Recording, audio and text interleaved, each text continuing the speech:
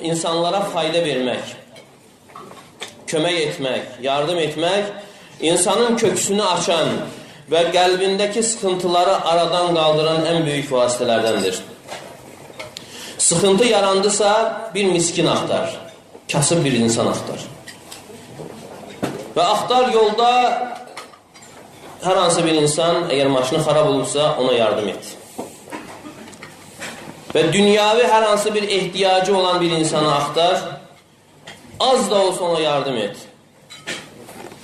Və onda görəcəksən ki, nə qədər sənin köksün açılıb. Nə vaxt qəlbin, köksün sıxıldısa, müsəlman qardaşlarına fayda verir. Çünki təsiri keçici olan mənfəətlər insanın köksünü çox qəribə halda genişləndirir.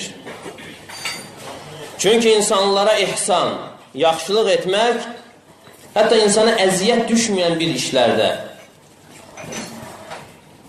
insanın köksünü açır. İnsanın köksünü genişləndirir. Mücadilə surəsində Allah Teala buyurur ki, Ya eyyuhəl-ləzīnə əmənu, İzə qilə ləkum təfəssəhu fil-məcəlisi fəfsəhu yəfsəhilləhu ləkum. Ey iman gətirənlər, sizə deyildiyi zaman, məclisdə olduğunuz zaman sizə deyilərsə ki, yer verin, genişlənin və siz yer verin ki, Allah Teala da sizin üçün genişləndirsin. Yəni bu hədisin, bu ayənin təfsirində, yəni Allah Teala sizin köksünüzü genişləndirər. Əgər siz başqasına yer versəniz, məclisdə, izdiham olduğu zaman, yəni Allah Teala sizin üçün genişləndirər, yəni sizin köksünüzü genişləndirər, sizin ruzinizi genişləndirər və sizin üçün qəbrinizi genişləndirər. Yəni sələflərdən gələn hər bir mənanı bu əhatə edir. Və sən özün bunu təcrübədən keçir. İzdiham yarandığı zaman və xüsusən də cümə günləri cümə namazına. İnsanlar namaz qılmaq üçün yer axtardığı zaman özün yoxla. Bir kimsəyə yer ver namaz qılması üçün.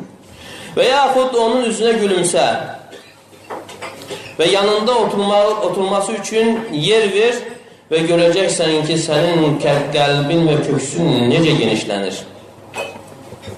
Bəzi insanlar hətta gülümsəmək baxımından xəstəliyə yol verirlər. Gülümsəmək nədir? İnsan sadəcə üst dodağı yuxarı, alt dodağı aşağı salmaqdan ibarətdir.